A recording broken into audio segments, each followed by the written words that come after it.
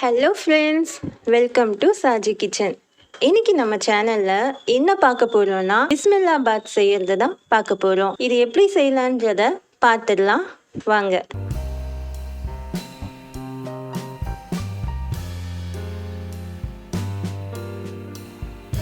இதுக்கு முதல்ல மசாலா ரெடி பண்ணிடலாம். அதுக்கு ஸ்டவ் ஆன் பண்ணி ஒரு கடாய் வச்சுட்டு அதில் 1 ஸ்பூன் அளவுக்கு உளுத்தம்பருப்பு போட்டுக்கலாம். 1 ஸ்பூன் அளவுக்கு கடலைப்பருப்பு, 1/2 ஸ்பூன் அளவுக்கு மிளகு, 1 ஸ்பூன் அளவுக்கு சீரகம்,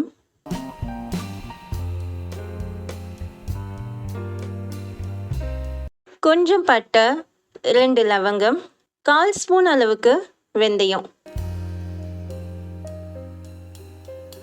5 காஞ்ச மிளகாய் போட்டுக்கலாம். இதெல்லாம் சேர்த்து நல்லா வறுத்து எடுத்துக்கலாம். இதோட அரோமா ஸ்மெல் வர வரைக்கும், இது வறுபட்டு அந்த ஸ்மெல் வர வரைக்கும் நம்ம கொஞ்சம் காத்திருப்போம்.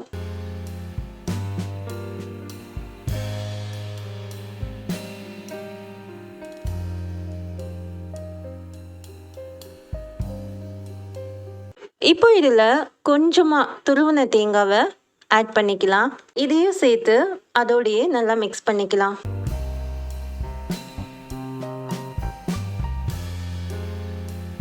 இப்போ இது சரியாக இருக்குது. இதை ஒரு மிக்ஸி ஜாரில் போட்டு தண்ணி எதுவுமே நம்ம ஆட் பண்ணாமல் மசாலா மாதிரி அரைச்சி எடுத்துப்போம்.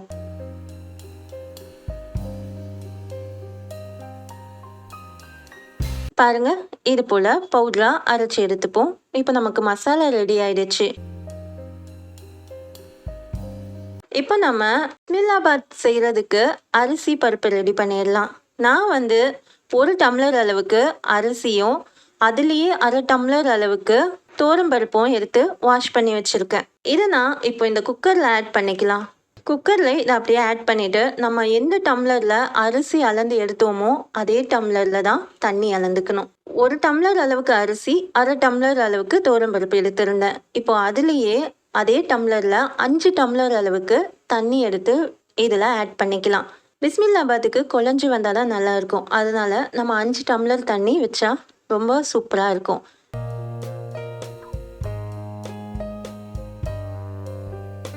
இது கூட 1/4 ஸ்பூன் அளவுக்கு மஞ்சத்தூள் ஆட் பண்ணிக்கலாம். தேவையான அளவு உப்பு சேர்த்துடலாம். இது ரெண்டையுமே சேர்த்து நல்லா மிக்ஸ் பண்ணி விட்டுக்கோங்க. இப்போ குக்கரை மூடி விசில் வரட்டும். இது ஒரு 3 விசில் வர வரைக்கும் வெயிட் பண்ணலாம். இப்போது கடாய் வச்சுட்டு அதில் தேவையான அளவு எண்ணெய் விட்டுக்கலாம். காய்கறி இதெல்லாம் வதக்கி எடுக்கிறதுக்கு இப்போ ரெடி பண்ணிடலாம்.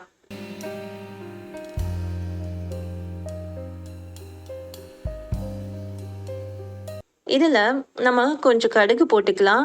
ஒரு 1/4 ஸ்பூன் அளவுக்கு பெருங்காயத்தூள் ஆட் பண்ணியிருக்கேன். உங்ககிட்ட கட்டி பெருங்காயம் இருந்தால் அதை கூட சேர்க்கலாம். இதை நல்லா சேர்த்துட்டு மிக்ஸ் பண்ணிக்கலாம். ஒரு கைப்பிடி அளவுக்கு சின்ன வெங்காயம் எடுத்திருக்கேன். அதையும் சேர்த்து வதக்கிக்கலாம். இது கூட கொஞ்சமாக கருவேப்பிலை, இதையும் சேர்த்து நல்லா வதக்கி எடுக்கலாம்.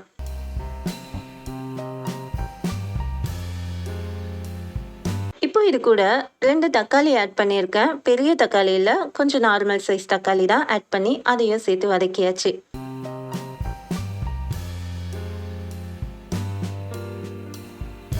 இப்போ இது கூட 2 கத்திரிக்காய்,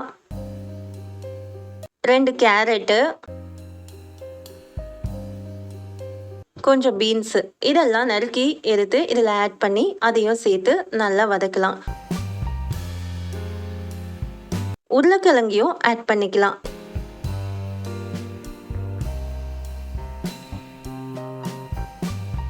இதுக்கும் தேவையான அளவு உப்பு போட்டுக்கலாம். நம்ம சாப்பாட்டுக்கு ஏற்கனவே குக்கரில் உப்பு போட்டாச்சு. இதுக்கு தேவையான அளவு உப்பு மட்டும் நம்ம இதில் ஆட் பண்ணிவிட்டு இந்த காய்கறியெல்லாம் நல்லா வதங்கட்டும். இதில் நீங்கள் கத்திரிக்காவையும் உருளைக்கிழங்கையும் மட்டும் கட் பண்ணி வச்சா தண்ணியில் போட்டு வச்சுருங்க. தனியாக வச்சிங்கன்னா அது கருப்பாயிடும். அதனால தண்ணியில் போட்டு வச்சுக்கலாம். இப்போ நம்ம அரைச்சி வச்சிருக்க மசாலா பவுடரை இதில் ஆட் பண்ணிக்கலாம். இதில் ஆட் பண்ணிவிட்டு அதையும் சேர்த்து காய்கறியோட நல்லா மிக்ஸ் பண்ணி விட்டுக்கலாம். இப்போ இதுக்கு 4 டம்ளர் அளவுக்கு தண்ணி ஊற்றிட்டு அதை நல்லா இந்த காய்கறியில் மிக்ஸ் பண்ணி விட்டுக்கலாம்.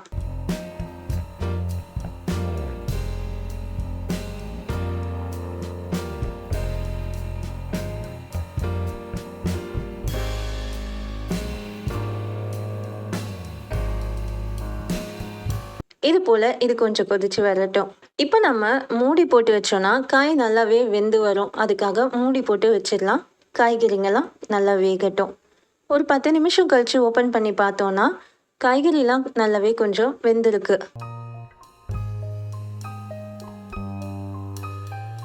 பாருங்க, இது நல்லா வெந்து வந்திருக்கு. இப்போ நான் இது கூட ஒரு நெல்லிக்காய் அளவில் புளி எடுத்து கரைச்சி வச்சுருக்கேன்.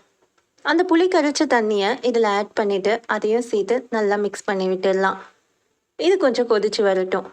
அதுக்குள்ளே இதில் விசில் வந்துடுச்சு. இதை ஓப்பன் பண்ணி பார்த்துடலாம். இப்போ இந்த சாப்பாடை நம்ம நல்லா மசிச்சு விட்டுக்கலாம். இது போல் மசிச்சு விட்டுக்கோங்க. நல்ல கொலையை மசிச்சாதான் அது இன்னும் நல்லா அருமையாக இருக்கும் நமக்கு சாப்பிட்றதுக்கு.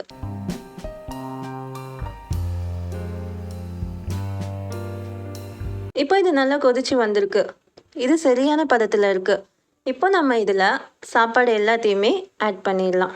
இது போல் போட்டோன்னா நம்ம கட்டி கட்டியாக தான் வரும். இதை நம்ம நல்லா இது போல் பொறுமையாக கலந்து மிக்ஸ் பண்ணி விடணும். இதை நம்ம அப்படியே விட்டுட்டோன்னா ஒரு மாதிரி கட்டி ஆயிடும். அதனால் நம்ம அதை மிக்ஸ் பண்ணி விட்டோன்னா இது போல் அருமையாக ரெடி ஆகிடும். இப்போ இந்த பிஸ்மில்லாபாத் ரெடி ஆயிடுச்சு. இது மேலே கொத்தமல்லியை கொஞ்சம் கட் பண்ணி தூவி விட்டாச்சு.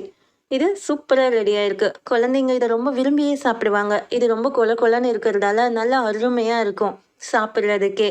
இந்த மாதிரி பிஸ்மில்லாபாத்தை நீங்களும் மறக்காமல் ட்ரை பண்ணி பாருங்கள். கமெண்ட்ஸ் பண்ணுங்கள். மறக்காமல் இந்த சேனலை லைக் பண்ணுங்கள், ஷேர் பண்ணுங்கள், மறக்காமல் சப்ஸ்கிரைப் பண்ணுங்கள். பக்கத்தில் இருக்க பெல் பட்டனையும் கிளிக் பண்ணிடுங்க. அப்போ தான் நான் டெய்லியும் போடுற வீடியோ உங்களுக்கு நோட்டிஃபிகேஷனாக வரும். தேங்க்ஸ் ஃபார் வாட்சிங்.